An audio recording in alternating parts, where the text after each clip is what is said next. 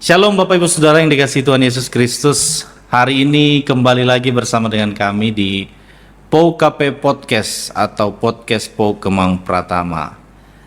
Biasanya kita bersama-sama membahas tentang profesi-profesi, tetapi hari ini berbeda karena podcast kali ini spesial dalam perayaan hari ulang tahun Gereja PO Kemang Pratama. Dan hari ini telah bersama-sama dengan kami di ruangan ini Bapak Pendeta Frank Tamin. Shalom Pak. Ya, shalom juga. Terima kasih atas kehadirannya. Bagaimana kabarnya Pak? Kabar baik. Puji Tuhan. Saya lihat Bapak Pendeta ini semakin muda Pak, kelihatannya Pak.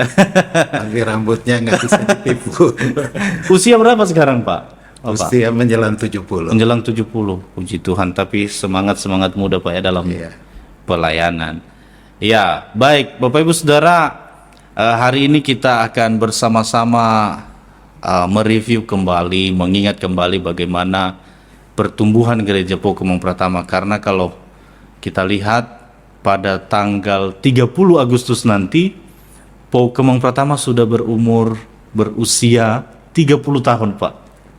Ya, 30 tahun dan salah satu pendeta dulu yang melayani dari awal berdirinya Gereja PO Kemang Pratama ini adalah Bapak Pendeta Frank Tamin.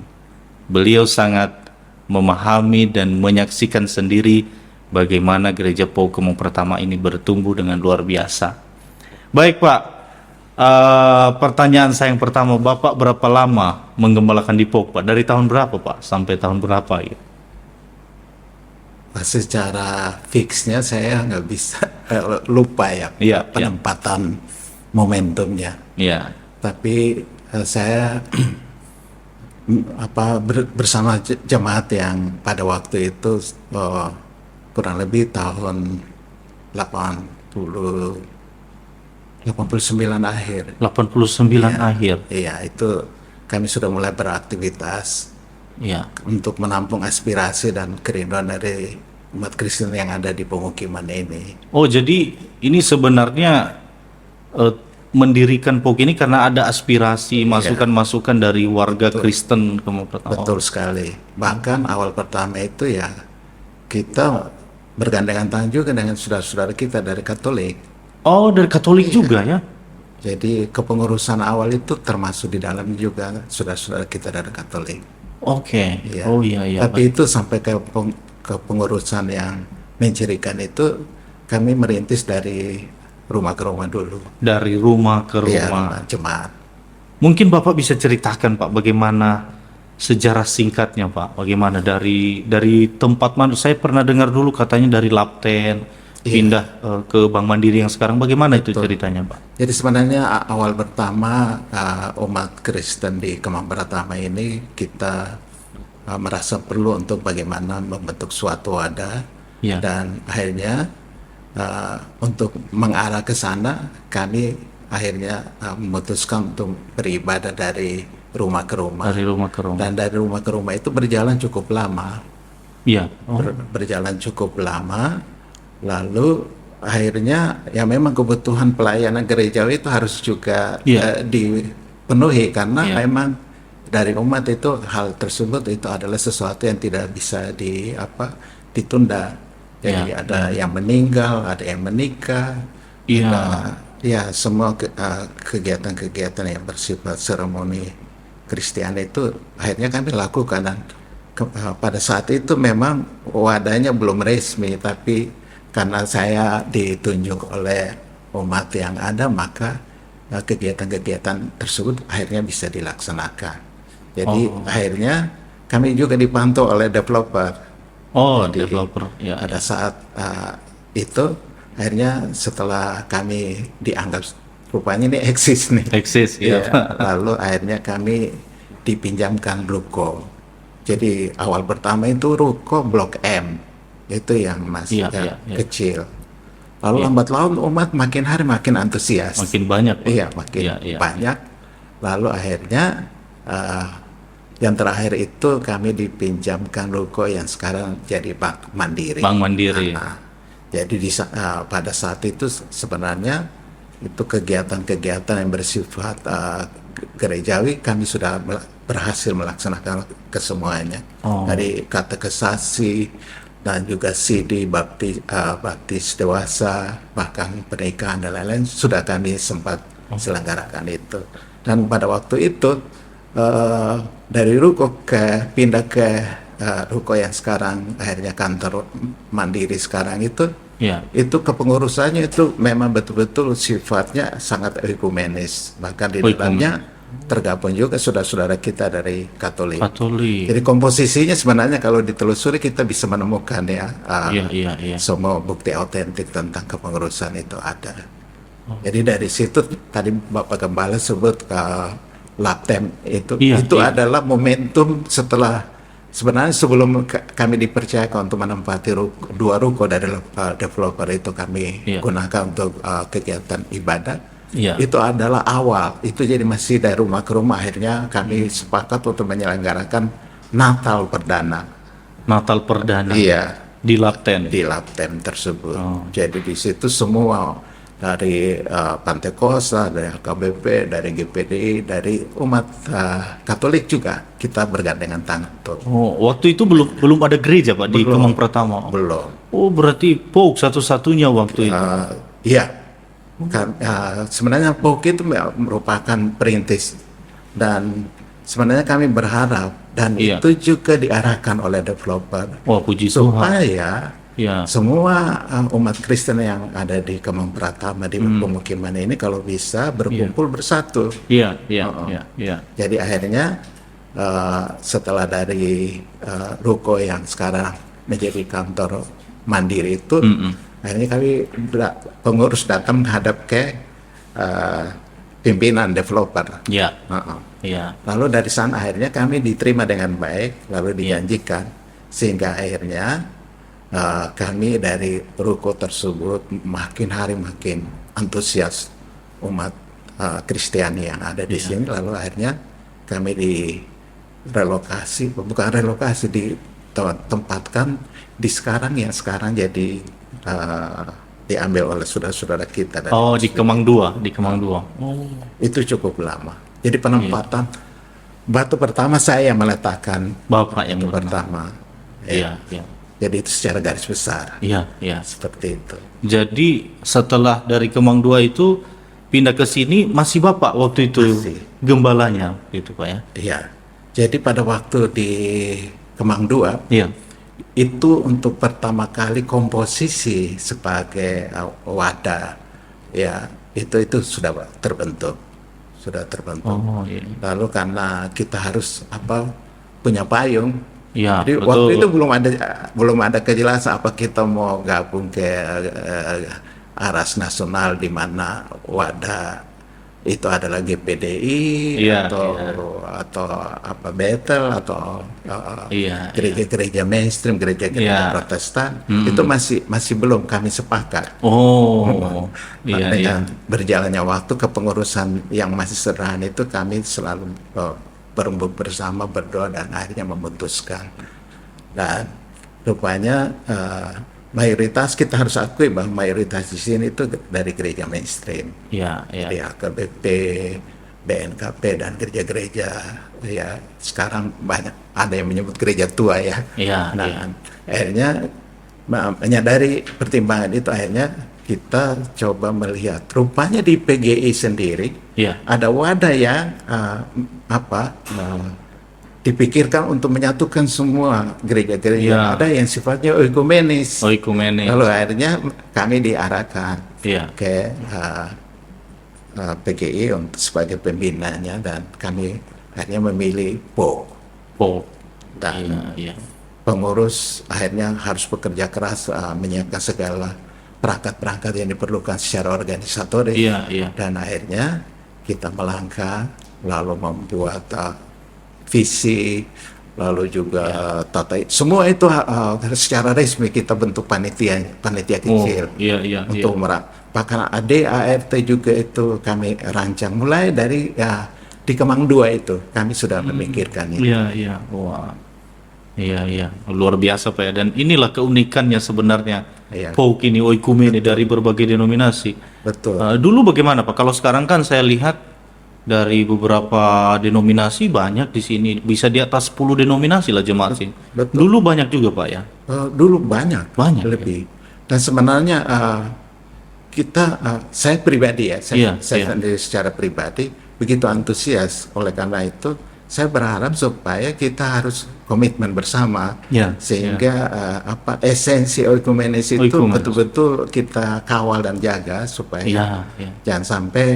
Dan asumsi saya kalau bisa jangan ada panji-panji baru yang Iya. dari pemukiman ini. Iya, Tetapi dengan berjalannya waktu mungkin Iya. ada yang barangkali tidak terlalu puas dan lain-lain. Iya. Akhirnya kemudian ada di berbagai ruko yang kita lihat sekarang ada Iya. bendera-bendera Iya. baru yang dikibarkan. Iya Pak. Wah, luar biasa sejarahnya Pak ya. Nah, apa saja tantangan-tantangan yang mungkin Bapak alami dan tim Wage itu dalam menjalani kepemimpinan atau sampai mendirikan gedung gereja yang seperti ini Pak?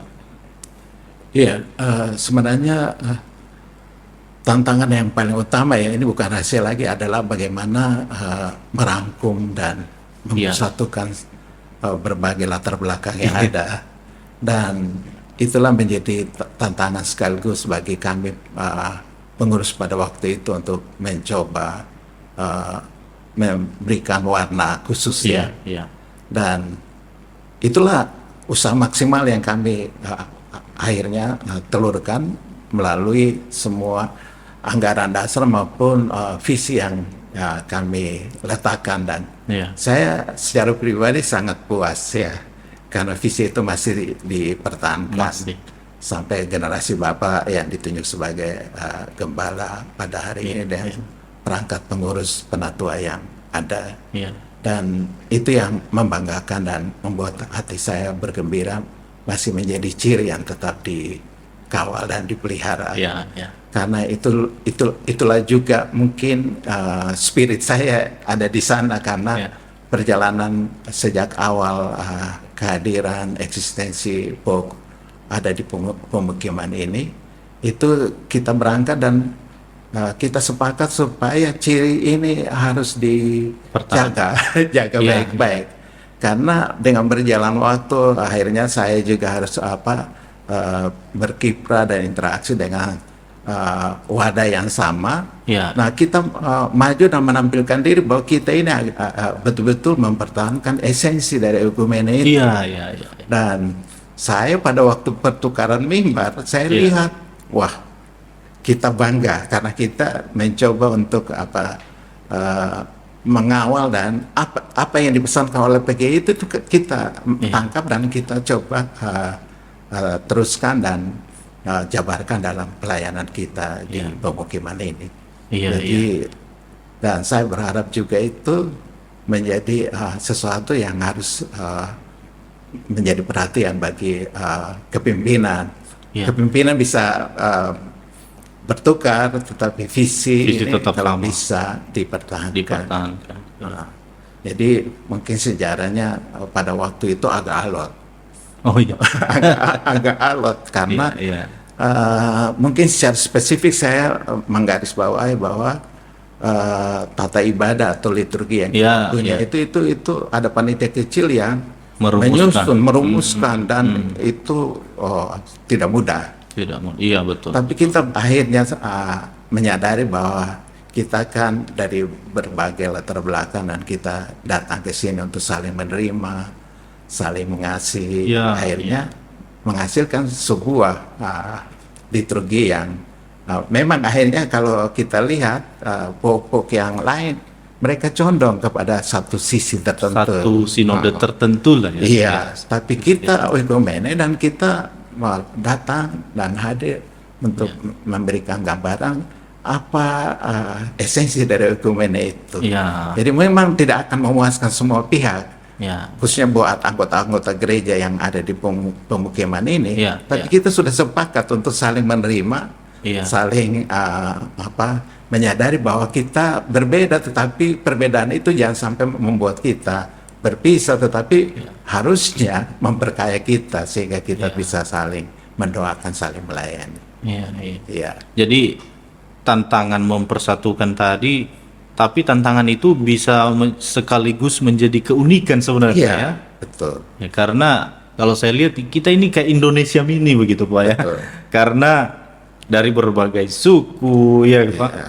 dari berbagai denominasi kita menjadi satu Pak. Ya, termasuk juga dalam berbagai status sosial, Status sosial, betul Pak. Ya, latar ya. belakang, Iya. etnis. Iya, iya, iya, iya. Iya, puji Tuhan Pak. Nah, dari yang Bapak lihat sekarang Pak, perkembangan Pak ya sudah, kalau kita lihat umur 30 tahun itu udah luar biasa Pak ya. Udah dewasa lah Pak, umur 30 tahun. Dari perkembangan ini, apakah sesuai dengan visi dan misi pada waktu Bapak dan tim waktu itu merumuskan visi ini bersatu dalam kasih menjadi saksi Kristus? Ya kebetulan kan saya masih tetap saya punya rumah di sini, Iya. sehingga Iya. langsung atau tidak langsung saya Melihat, menyaksikan, ya. menyaksikan sendiri. Ya. Yang saya tangkap apa yang menjadi kerinduan saya itu masih tetap dipertahankan, dan saya sangat berbahagia kalau komitmen itu masih tetap menjadi sesuatu yang dipelihara sampai hari ini. Iya, puji Tuhan Pak. Iya Pak. Apa harapan Bapak Pak untuk Gereja Pakumong Pratama ini ke depan? Harapan saya, sebenarnya saya bukan satu-satunya, tapi kebetulan Tuhan hadirkan saya. Iya, betul Pak. Sehingga saya berharap, dan saya melihat komposisi kepemimpinan yang ada dengan di backup oleh kepengurusan yang lain, dalam hal ini penatua. Saya melihat potensi itu ada karena Bapak sebagai gembala adalah boleh dibilang relatif punya potensi dan usianya masih muda, dan perangkap kepemimpinan yang ada juga relatif masih muda, dan saya melihat ada potensi dan kreativitas ya dari para personel itu mumpuni, dan saya berharap ke depan apa yang sudah dihasilkan dan dicapai sejauh ini, saya berharap itu tetap dipelihara, bahkan kemudian ditingkatkan. Dan harapan saya yang merupakan sesuatu yang betul-betul menjadi inti ya, obsesi saya adalah ya esensi dari Oikumene dan visi itu tetap dikawal, dipelihara, dan dijaga baik-baik ya. Karena bagaimanapun tadi Bapak sudah singgung bahwa Bapak sendiri akhirnya bisa menilai bahwa visi kita itu justru merupakan keunikan dan sesuatu yang bagi saya itu mewarnai ya, karena mewakili Indonesiawi dan kekristenan kita itu seharusnya seperti itu. Jadi kita merangkum dalam perbedaan yang ada, bisa bergandengan tangan, bisa saling menerima dan bisa saling mengasihi, sehingga visi dari awal itu harus tetap menjadi spirit bersama dan dipertahankan. Ya, itu baik, harapan saya. Baik, terima kasih Pak, terima kasih atas penjelasannya. Bapak Ibu, kita telah mendengar bersama apa yang menjadi harapan dari Bapak Pendeta Tamin sebagai salah seorang pendiri lah dulu ya Pak ya, yang melayani dari awal berdirinya Gereja Pakumong Pratama. Mari kita terus bergandengan tangan bersama-sama. Mari kita terus berdoa untuk pertumbuhan Gereja Pakumong Pratama ini. Biarpun kita berbeda-beda dari berbagai latar belakang suku, bahasa, dan berbagai latar belakang denominasi gereja, tetapi kita satu. Itulah keunikan kita sebagai Oikumene ya Pak. Itulah pesan-pesan dari Bapak Pendeta, dan saya mewakili seluruh penatua dan jemaat Pak mengucapkan terima kasih atas waktu yang Bapak berikan, sudah menjelaskan secara singkat bagaimana awalnya berdiri Gereja Pakumong Pratama ini, dan luar biasa pengorbanan dari berbagai pihak sehingga berdirilah Gereja Pakumong Pratama pada hari ini 30 tahun. 30 tahun.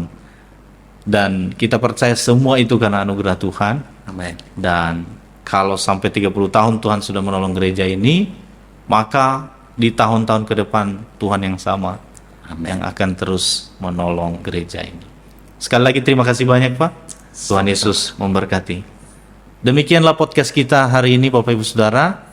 Kita akan bertemu kembali di podcast-podcast selanjutnya, dan Tuhan Yesus memberkati kita semua.